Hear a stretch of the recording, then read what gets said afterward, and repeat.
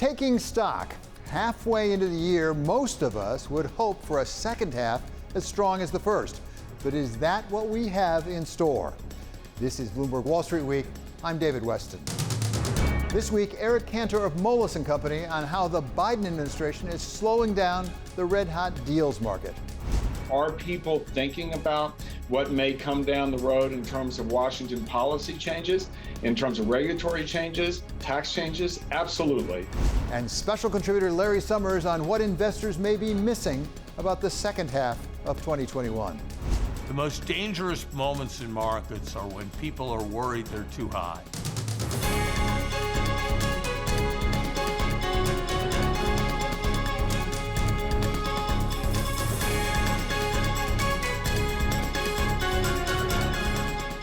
This week, we got those jobs numbers showing us that the U.S. continues to reduce the large number of people still out of work, though not as fast as anyone would like. I think we'll see more people participating in September because school's going back to work. But again, this month, in the month of June, we saw 850,000 American workers get back into the workforce. We got house prices going up faster than they have in 30 years. There's a lot of regulatory things that if not the Fed, somebody else in the U.S. should be doing to puncture the housing bubble.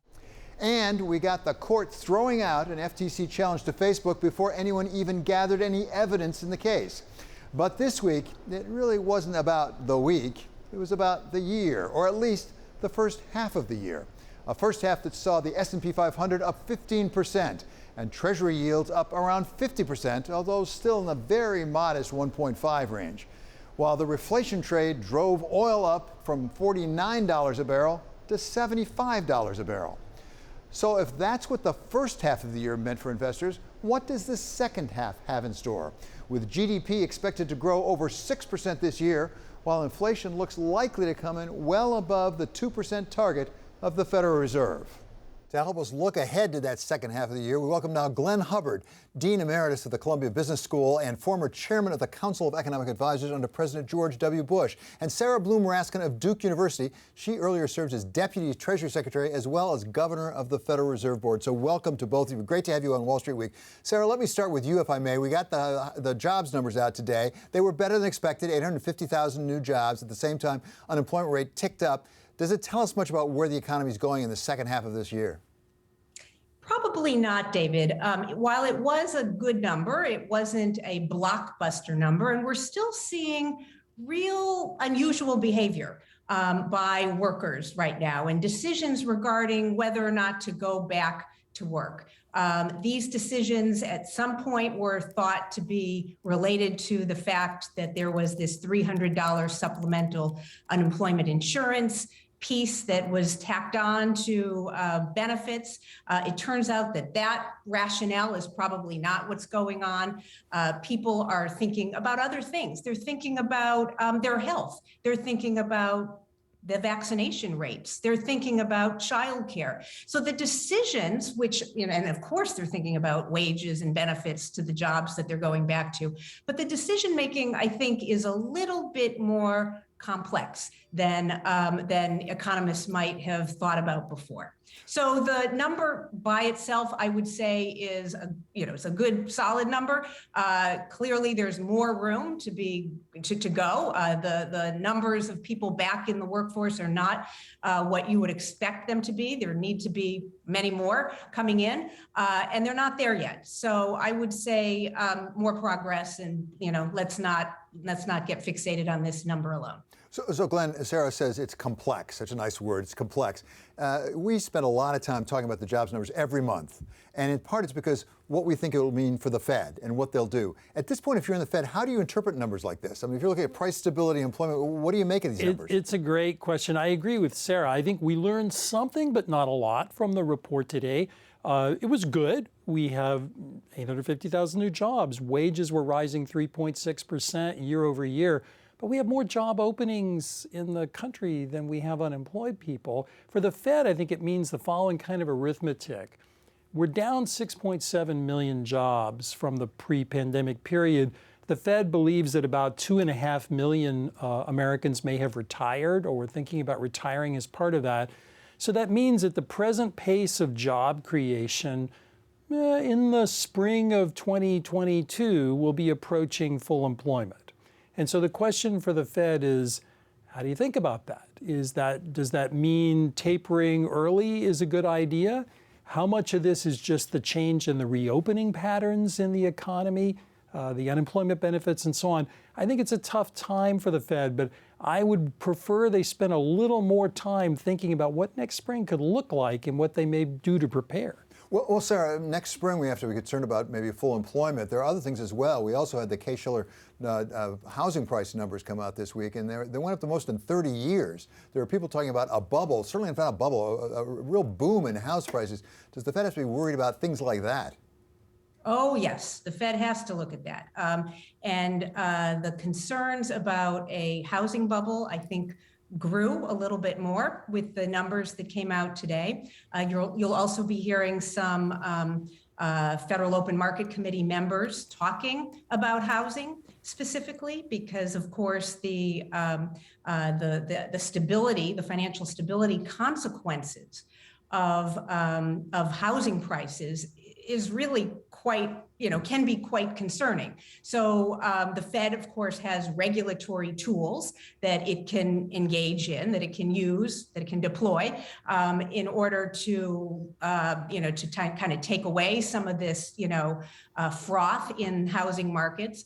The Fed sometimes talks about, wow, should we use monetary policy as, the sort of the whole big, set of tools on the monetary policy side we have to, to take the oxygen out. But they are looking at this. You can be sure of it, and especially today's numbers. So Glenn, you're an economist. You're not a markets guy, but at the same time, it's interesting to me the market's reaction this week. I mean, we're starting the second half of the year, and it's a melt up. It's a general move up. We're still at records or close to records. It's gradually moving up, not dramatically. Is this, we think, because they think the Fed will actually taper and tighten monetary policy appropriately to avoid inflation, or because they think they won't? I'm not sure whether they're happier if the Fed doesn't do anything, or they think they're going to jump in. I think it depends on the market participant, David, but I think you're hitting on exactly the right issue. To Sarah's point, an obvious thing the Fed could do is stop buying MBS every month. That's an obvious thing to do before you get to regulatory and margin and lending changes. But I do think we're at a point where the Fed is really teeing up a Goldilocks scenario where the economy reopens well, productivity rises enough to soak up the wage gains, and demand stays strong without being inflationary. All of those things could happen, and that would make the market price reasonable. But there are a lot of probabilities in there to multiply times one another. Well, let's go to that Goldilocks notion, because I get nervous about Goldilocks, Sarah. Pricing to perfection, whatever you want to call it. That would make me really doubt whether we can keep up anything close to the pace we had in the first 6 months and the second 6 months. There are a lot of things that could go wrong here. Oh, completely. And Glenn actually puts his finger on a really important debate, which has to do with the 40 billion of purchases that essentially the Fed is making every month of mortgage-backed securities. So in other words, the monetary policy tools that the Fed is using right now are completely linked to what is going on in housing markets. And so the question of whether those purchases get scaled back is an important one, and is a live one, and one that's getting discussed, because again, with these housing market numbers, coupled with the fact that the Fed is still in a highly accommodative mode, they are still doing quite a bit of purchasing here every month. So the question for them is whether or not to start tapering back and kind of letting out some of the steam from the housing market. So Glenn, what's keeping them from doing it? I mean, you're not in the room, you don't necessarily know, but is this just pride at this point? I mean, we had Rob Kaplan, actually, Dallas Fed president, this week saying, I think we should start scaling back on MBS. Well, I don't think it's pride. I think it's the Fed's view that the economy still needs help. We don't have everybody back to work. We're not fully reopened. But I think there's a confusion at the Fed, perhaps, between demand and supply. It's not obvious to me that the Fed is going to be doing more to create these jobs. The reopening of the economy is going to match workers to jobs. And as you said, people are changing their preferences. So I think that that's what the Fed is missing. Now, perhaps they are saying that and we just don't see it, but I see it as missing. Okay, so Sarah, let me try one more time. Is it possible the Fed actually wants wage inflation? Because one way perhaps to match up those openings with those people is just pay people more money. Right. And you've actually heard Chairman Powell talk about the fact that getting inflation up to 2% is not just a must-have, it's actually a good to have. Like he's starting to spin it a little bit as if it is something that is desirable. So that, of course, is this idea that inflation had been running very low for a long period of time, and the Fed was actually thinking, how in the world could we ever get inflation up to 2%? Now, of course, that scenario has changed, and inflation is now running a little bit hotter than the Fed had ever had imagined at this time. So this idea that wages could actually increase and be the mechanism that would essentially get the supply and demand in the labor markets to match up would be essentially something good. That could be something good. And while clearly we don't want to have wage push inflation, right? There is room for wages to be moving up right now. And you can hear in Chairman Powell's, remarks and his answers to questions that might not be a bad thing. Sarah Bloom Raskin and Glenn Hubbard will be staying with us as we turn our attention to the all-important question of financial stability and whether there are still some holes in the system even after all the reforms made a little over a decade ago now. That's coming up next on Wall Street Week on Bloomberg.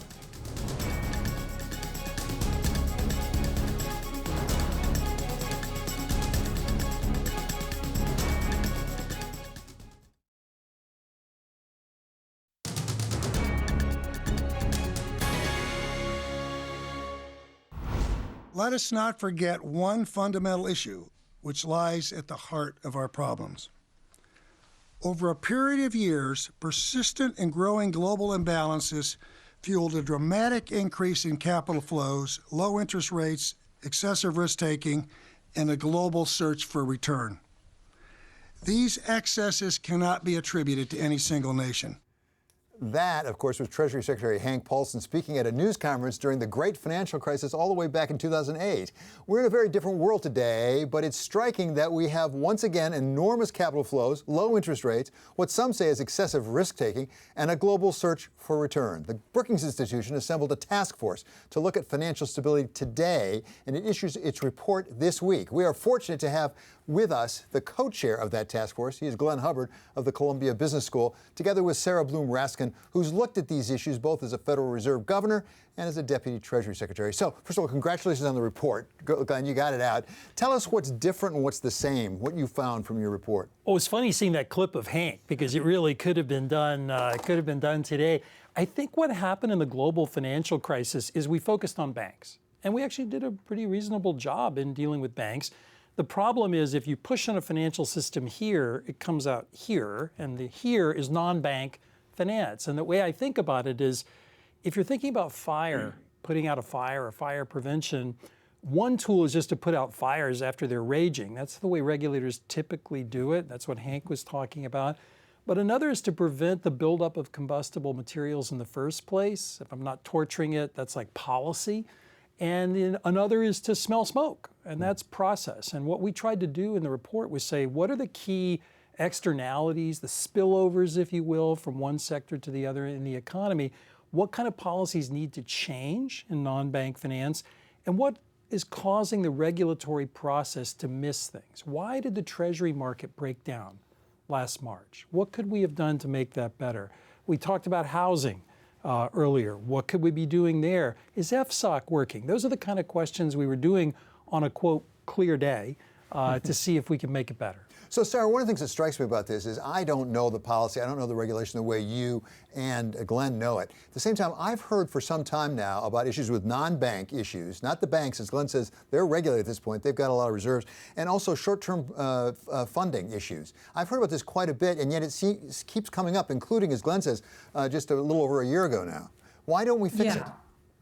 Right. So, one of the virtues of the work that Glenn and his group did is to highlight once again some of the issues that are going on really outside the contours of banking as we understand banking. Now, the rules and structures around the banking system are much more developed than they are in the non-bank space. And as Glenn points out, you can take all kinds of actions within the contours of the banking world, and there will be effects outside. And it is those outside effects that this report and this group are once again highlighting. And the question is, why are they once again highlighting this, and why were these issues not addressed fully earlier? And so after the financial crisis, there was indeed quite a bit of attention put on the financial sector, but mostly the regulated part of the financial sector.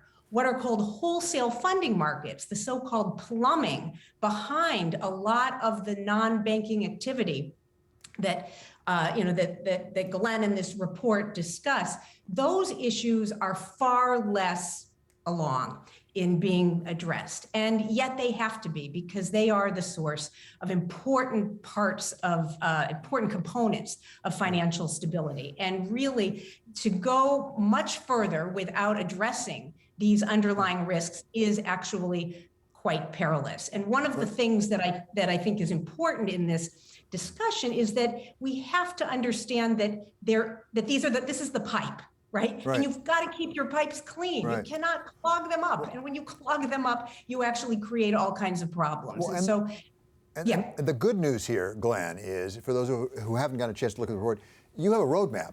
I mean, you lay out a series of issues and including a series of recommendations about what can be done about it. Give us an example or two of things that should be done. And by the way, who would do them? Because I'm not sure about who the regulatory authority who would do it. Sure. Well, let's start with the Treasury market, because that was a real life stress test that we all failed in March of 2020. There's no market more fundamental to finance in the United States and around the world. The Fed had to buy $1.5 trillion in treasuries, more than it bought during the entire financial crisis in a short period of time. What had happened was the size of the Treasury market had grown enormously from government debt issuance, but the capacity of private dealers to intermediate hadn't kept pace. Part of that was regulation, part of it other things in the economy. That was foreseeable. We could make steps to make those dealers more able, modifying regulation a bit, having to do with liquidity ratios. We could also create a standing Fed facility where it's really clear you don't have to dump treasuries. Another issue is money market funds and open-end bond funds that had grown very large. To the extent in a crisis those funds try to dump their treasuries first, we may need to think about that. A lot of the financial sector in the non-bank world was creating liquidity or the illusion of liquidity. The question is that liquidity really there? To do these things, do you need legislation, or is there existing regulatory authority to accomplish some of that? It depends. Some of the things we recommend, particularly about process, existing regulatory authority can do. Secretary Yellen, in her capacity as the chair of FSOC, can make some of those changes. But some things we recommend, like giving each agency a financial stability mandate, that you'd have to go to Congress to do. Some of the housing things we talk about, you'd have to go to Congress to do. So, Sarah, you've spent a fair amount of time in Washington, both in the executive branch and at the Fed. If it's this straightforward and it's this important, why doesn't it get done? I think part of the reason it doesn't get done is because a lot of things in Washington are not done with a precautionary approach. They're done after the crisis has hit. And, examples of lawmaking, I think, are filled with this idea that, we kind of wait till disaster strikes and then we come in and clean up. That actually is an approach that turns out to be quite costly. It turns out to be an approach that, I think is quite suboptimal. One of the very interesting kinds of risks facing financial stability right now, of course, is the risks posed by weather and climate related events. And that is a prime example of a kind of risk. And by the way, it's discussed in the report that Glenn is sharing here. And, this idea that a climate event that we need to actually wait for actual disaster to occur before legislating, I think is quite problematic. And so the notion is we have to change our habits. Congress, really can't be waiting for actual meltdowns before stepping in and fixing things. So to the extent there are fixes that Congress should take, I say let Congress take them now. And then, by the way, there are also things that regulators can be doing right now that don't require legislation. And we shouldn't, let the regulators off the hook for doing things now as well. Right, Glenn. One thing the regulators can definitely do is look back and look forward. As Sarah was saying, a lot of these trends are bubbling under the surface. And if we had a requirement that regulators do that, Congress would then put pressure. If you told Congress this area has exploded in importance, Congress would hold a regulator accountable. When I mentioned before about lack of a financial stability mandate, at present, other than the Fed, most of the regulators don't have that as an objective. So I think there are ways to focus Congress. Nothing like a little bit of oversight, right? Administrated in Washington. Okay, we really want to thank Sarah Bloom Raskin of Duke and Glenn Hubbard of the Columbia Business School for a terrific discussion about financial stability. Coming up, we take a look at the week ahead on global Wall Street. This is Wall Street Week on Bloomberg.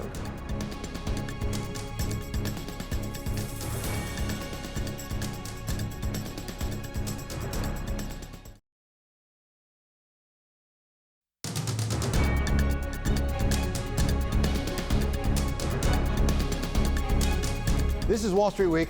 I'm David Westin. It's time now to take a look ahead at what next week holds for global Wall Street. David, July 7th marks the Hong Kong trading debut for EV maker XPeng, which raised about $1.8 billion for its second listing, another homecoming for a Chinese company.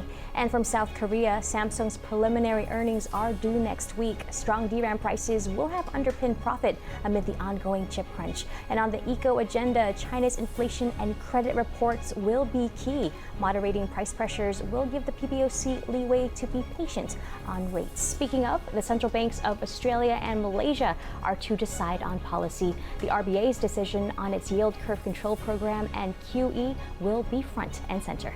Danny? Thanks, Sophie. On Thursday, we get ECB minutes from their last meeting, but the highlight's going to be on Friday in Venice, Italy, where G20 finance ministers meet, where they'll further discuss the global minimum corporate tax. Taylor? Danny, Monday might be a holiday here in the U.S., but Amazon isn't taking that holiday because it is the first day that Andy Jassy of Amazon Web Services officially takes over from Jeff Bezos. So that transition for the company for the first time in 27 years, it all starts on Monday. Let's push forward to Tuesday. Some big economic data. We have the PMI market composite reading. Remember the last survey came in at 63.9? That services PMI data looking for a survey reading of 64.8. The economic data doesn't stop there because Wednesday you not only have the Federal Reserve meeting minutes, but the job openings and labor turnover survey, also known as JOLTS. Remember in April showed a record number of job openings and a record number of quit rates, showing that the workforce really confident in their ability to quit and find new jobs. David, back to you. Many thanks to Sophie, Danny, and Taylor. Coming up, the deals market is red hot, but is it still being held back by uncertainty about where the Biden administration is headed on things like taxes and antitrust review? We talk with former lawmaker and current deal maker Eric Cantor of Moelis & Company. We are continuing to see just tremendous momentum in U.S. M&A. This is Wall Street Week on Bloomberg.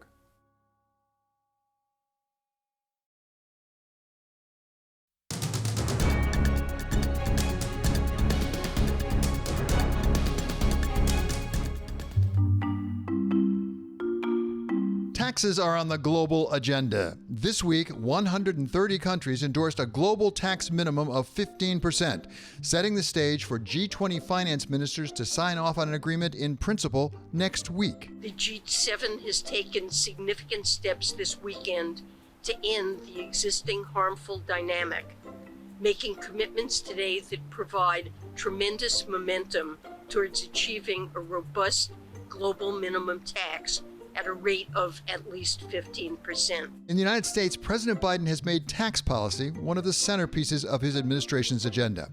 Where President Trump cut taxes, President Biden wants to raise them on the wealthiest corporation and individuals, all to help pay for his economic programs. I think the president's basic point is that why shouldn't capital be taxed as much as work is taxed? And I'd love to have someone tell me why it shouldn't be. It's not just about raising tax rates. President Biden also plans to do away with some tax breaks that benefit Wall Street. The private equity industry is hoping to hold on to some version of its carried interest tax break, as President Biden wants to raise the tax on what private equity managers earn from the 20% rate in effect now to something as high as 39.6%. The tech sector is also on the receiving end of President Biden's tax plans. Silicon Valley's biggest stars could get hit by a change in capital gains tax rates and a potential retroactive application of the new rules. I don't think it's going to reduce the amount of venture capital next year or the amount of venture capital investing or anyone else. The Biden administration is also taking an aggressive approach to antitrust. Newly appointed FTC Chair Lina Khan plans to take on big tech, claiming they abuse their market power. The idea that big is bad per se, or the idea that big should be broken up just so that smaller companies have a better chance to compete even when they are less efficient. That is the way to American failure. And Amazon is worried enough that it's calling for Khan's recusal from actions involving it because of her prior criticism of the e-commerce giant. Even the prospect of big changes in taxation or in antitrust regulation can have a real effect on when and if big deals get done. So who better to ask about this than somebody who went from being one of the most senior lawmakers in Washington to being one of our most senior deal makers on Wall Street. Eric Cantor served as representative from the Commonwealth of Virginia, rising to the level of majority leader of the House. And now he is vice chairman of Moelis & Company. So, Eric, welcome back to Bloomberg. Good to have you here. Give us a sense, as you actually are talking to people about doing deals, are people holding off at this point because of uncertainty about where the Biden administration is going with both taxation and antitrust? Well, first of all, Dave, it's great to be on always with you. And I would say, we have to sort of take a step back and realize that we are continuing to see just tremendous momentum in U.S. M&A. And this comes off of record-breaking quarters for Q1 and certainly Q4 of last year. With that, tremendous amount of tailwinds in general. Obviously, with the government intervention because of the pandemic, the pent-up demand and the excitement around the reopening, the vaccine rollouts. You couple that together with the access to capital, the low cost of capital, and mix it in with the valuations that sellers can realize right now. There is a strong appetite to transact, no question about it. And the ability to transact across sectors, across regions is certainly pronounced. But I would say, in response to your question, are people thinking about what may come down the road in terms of Washington policy changes, in terms of regulatory changes, tax changes? Absolutely. And I do think that the uncertainty that is looming perhaps over the horizon is acting as an accelerant to what's already a pretty strong tailwind in terms of deal making. When it comes to taxation and possible changes in taxation, again, we don't know what those would be, but we've seen various proposals made. Is it causing some people to move things up, to do them more quickly? We saw Steve Schwartzman last week over in Qatar saying that he thinks actually there's an avalanche of opportunities because people want to get ahead of the taxman, as it were, in case there are tax rises. Well, I mean, as you know, the sort of narrative of this administration and the majorities in the House and the Democratic control of the Senate, the narrative is increased taxes on the private sector. And so there's a lot of concern about where that will end up.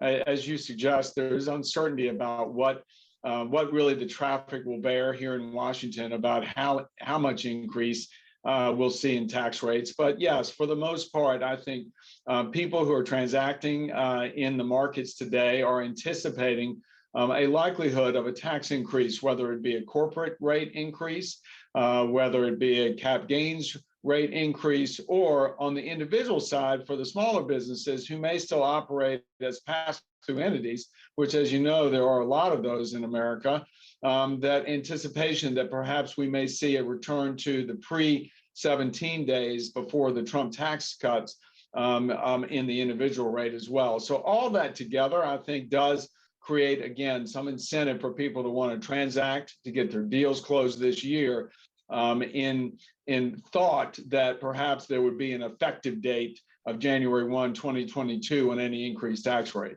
What about antitrust enforcement? There's a lot of talk about antitrust, particularly in the area of the big U.S. tech companies. We've had various reports, including this week, we had the report of the FTC case being thrown out against Facebook. There's a lot of uncertainty there, too. We don't even have a head of the antitrust division in the Department of Justice. Are people concerned about that, particularly because the first action taken, as I understand it, by the antitrust division under President Biden, without the head of the division, is actually going after a merger? So I think if you look at sort of the antitrust area, you've got sort of three pieces to this. One is the activity on the legislative side. Two is the actual regulatory side that we see in DOJ and FTC. And third is now talk of and reports of an executive order that's coming that will be much more of a comprehensive effort to shift a new strategy into a new strategy on antitrust. So first of all, on the legislative side, it was pretty stark and pretty, I think, amazing to see the passage of multiple antitrust bills out of the House committee that is tasked with oversight of these agencies and these issues. And there were bipartisan support for these bills, but there was also bipartisan opposition.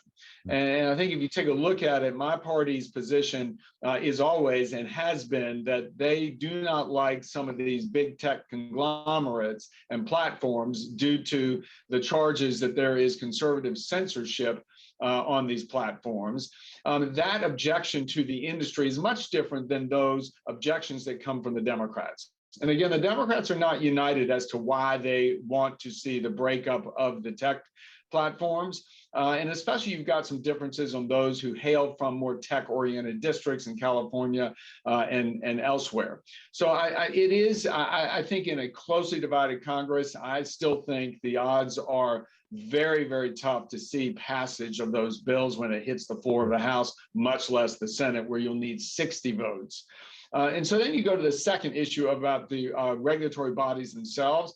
Obviously, the new chairperson of the FTC that President Biden has appointed, she's very, very aggressive, and the FTC has signaled a much more aggressive stance in terms of review of mergers. I think that is clearly something that the markets and investors have sort of taken in terms of their calculus. And we haven't yet seen where the head and who the head will be in the DOJ division, but clearly we're going to have a much more aggressive regulatory outlook.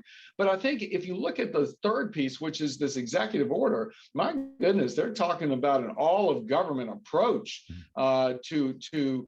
and signals basically this disdain that is growing in the administration and on the progressive wing of the Democratic Party against the private sector, and that somehow government knows best. And I do think that all of that, as we see the evolution, will begin to, I think, crystallize in the minds of investors. But right now, again, it is providing a little bit of headwinds of uncertainty. Eric, thank you so very much. That's Eric Cantor. He's vice chairman of Moelis & Company. Coming up, we wrap up the week with special contributor Larry Summers of Harvard. This is Wall Street Week on Bloomberg.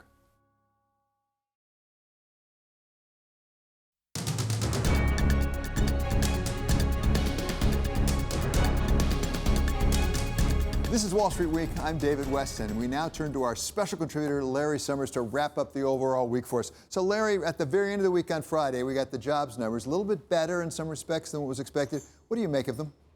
I don't think they were a big story. The employment number was better than people expected. The unemployment number was worse than people expected. I think what stood out for me was that labor force participation did not increase. And with 25 states phasing out unemployment insurance, with everything that was happening, this long-awaited return of those out of the labor force is materializing more slowly than I think many people expected, and that's a little bit ominous for the future of wage inflation. The headline figure, 0.3% growth in wage inflation, doesn't seem so bad, but given that the workers who are coming back are disproportionately low-wage workers, and that holds the number down, I think that's a bit more concern for inflation.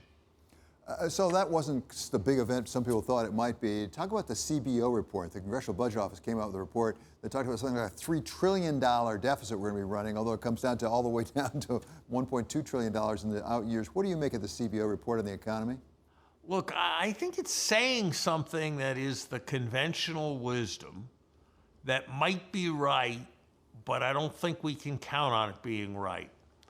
You know, that CBO report assumes no passage of the Biden plan. It assumes no extensions of a range of tax cuts. It includes not much in the way of emergencies. So it's probably a substantial underestimate of where the deficit is going to turn out to be. And it's saying that we're going to be a country basically for a decade where the real interest rate's going to be negative, where the budget deficit's going to be close to 5% of GDP, and where the debt ratio's going to be above 100%. And that's all going to be sustainable. It might turn out to be right, but for it to turn out to be right, it's going to require that there be a very substantial excess of saving over investment, or it's going to require that we be borrowing very substantially from abroad. In many ways, it's a bet on, ironic for me to say this, it's a bet on secular stagnation. So Lauren, just pick up on one thing that you just said there, negative real rates going out into the future indefinitely. Doesn't that have to be wrong? Or if it's right, doesn't that tell us that something's gone terribly wrong with the economy? That can't be healthy. Well, I think what it's telling you is that there's a lot of desire, a lot of uncertainty. People are going to live a long time, that you've got very substantial desires to save and limited desires for resources for investment. I think it is substantially concerning, David, if it turns out to be right. But remember that some of it is being driven by what's basically a very positive thing, which is that capital goods are getting cheaper. My $600 phone can do more computation than a $25 million supercomputer could in the 1990s. That's progress. That's something that's good, but it does have this consequence that we have this excess of saving, and that's something we have to manage. Now, this forecast is assuming that that excess of saving is really big, because we got room for all of these deficits without all this debt, without pushing up interest rates. If that's right, then we're doing the right thing and it will all work out. That was the secular stagnation view. It's just this is kind of secular stagnation on steroids, given how low the real interest rates are going to be in the forecast and how big the deficits are going to be. So Larry, this week we saw the end of the first half of 2021, and for investors, it was a pretty good one by and large. I mean, the S&P 500 was up 15%. We had the 10-year rate going from just under 1.0 up to 1.5, but still staying fairly contained. And oil went up from like $49 to $75. What should investors be looking at in the second half? And maybe more important, what do you think they might be missing? Look, I think they are looking at inflation. They should be looking at inflation. It's no secret to your listeners that I think that the conventional wisdom is behind the curve on inflation, and nothing I see in the data flow has changed my mind about that. It's actually probably reinforced my convictions. But there's a broader phenomenon, David, which I like to call the throw in the towel theory. The most dangerous moments in markets are when people are worried they're too high. They lighten their positions, they sell short in some cases, and then the market keeps going up, and they throw in the towel. And then other people decide it's too high, and they lose money, and they throw in the towel. And so it's precisely when all the pessimism has been beaten out of the system that markets are most vulnerable. That's why if you looked at probably the biggest bubble ever, what happened in Japan in the 1980s, there were more bears at 25,000 than there were at 30,000, and many more at 30,000 than there were at 35,000, and the eventual collapse came at 39,000. I see that as a concern right now with our markets, and so I'm worried that people have learned exactly the wrong lesson from the phenomenal six-fold increase in market levels since 2008. I think they've learned the lesson that trees grow to the sky, and I think I've learned the lesson that trees are too tall to be stable. And that makes me nervous. I don't know what the horizon is, and people make huge mistakes by getting out of markets too early. So I'm not giving market timing advice, but I do think that so many failures for pessimism, ironically, can be a basis for even bigger pessimism. Okay, Larry, let's wrap it up, as we always do, with a rapid round of Summer Says. Let's start first with somebody you knew, Donald Rumsfeld. Served twice as Secretary of Defense. And I think, although he was controversial sometimes, some people might even suggest you sometimes have been controversial, I think everybody agrees he was very intelligent, and he also was devoted to his country. What did you know of Donald Rumsfeld? He was always a good friend to me. We didn't know each other well. Obviously, on questions like the Iraq War, we had some major disagreements, but I learned from him. His observations about unknown unknowns are, I think, something anybody in a leadership position has to pay a lot of attention to. And one of the shrewdest bits of management advice I've ever received was his famous statement that A's hire A's and B's hire C's. And I think every manager in America should keep that in mind as they make hiring decisions for organizations for which they have responsibility. That really is terribly good advice. I agree with that.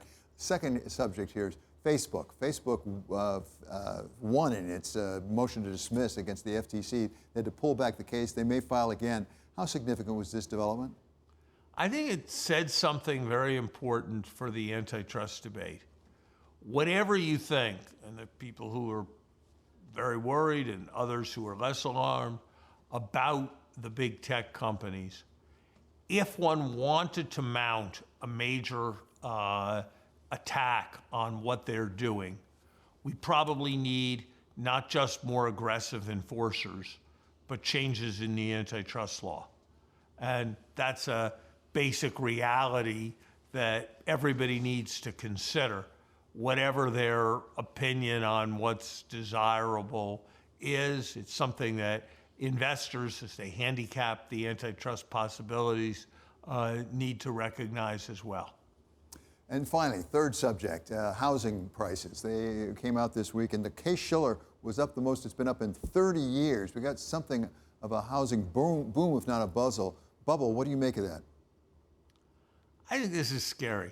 I think rising house prices, in most people's common sense of the word, represent inflation, whatever exactly is showing up in some price index.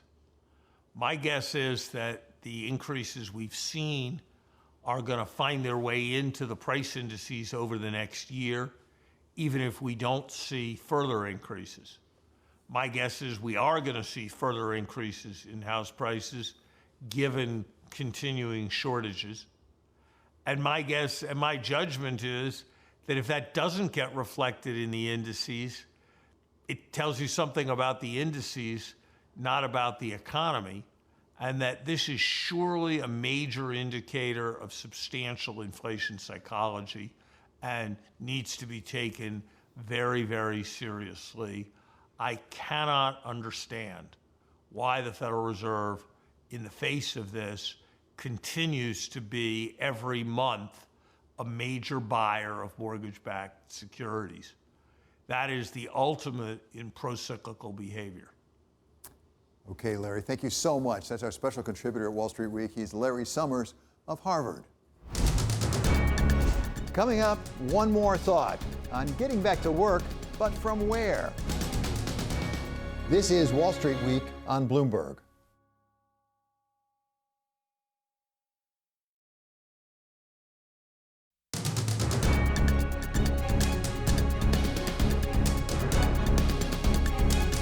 Finally, one more thought. Working 9 to 5, but from where? Now that we can finally go back to Manhattan dinner parties again, there's always one subject that inevitably comes up. And no, I don't mean Donald Trump. No, it's the question of getting people back into the office. 16 months ago, most of us didn't have a choice. We had to stay home no matter what. But now it's no longer a must-do, it's turning into a can-do, or even a wanna-do. And surprise, surprise, some of us find that what we once found a pain is now more of a perk. But not everyone agrees. Employees, when they're surveyed, are split almost evenly among always, sometimes, and never on when they want to work from home. And bosses are divided as well.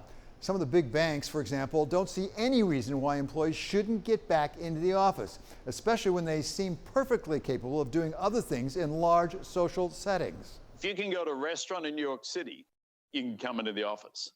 And we want you in the office.